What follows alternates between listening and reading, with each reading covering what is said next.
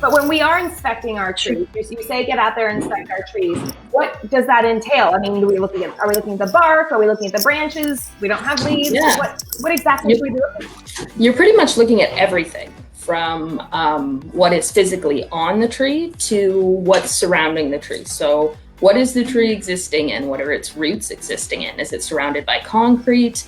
Is there a construction zone right next to your tree? Is it got lush mulch or soil around it? Like, what's going on around the tree at the base, all the way throughout the bark, the canopy, the leaves.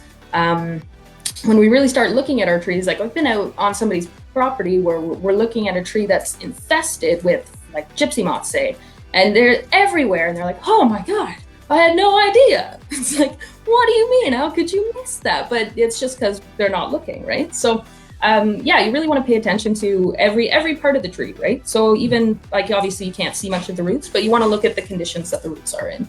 And then following up the bark, you want to make sure the bark is on the tree. You're looking for cavities, you're looking for holes, any hollow areas, cracks. And then in the branches, you're looking for deadwood, which is, it's more obvious in certain species, but basically it's going to be branches that don't have bark on them anymore, that don't have growth on them.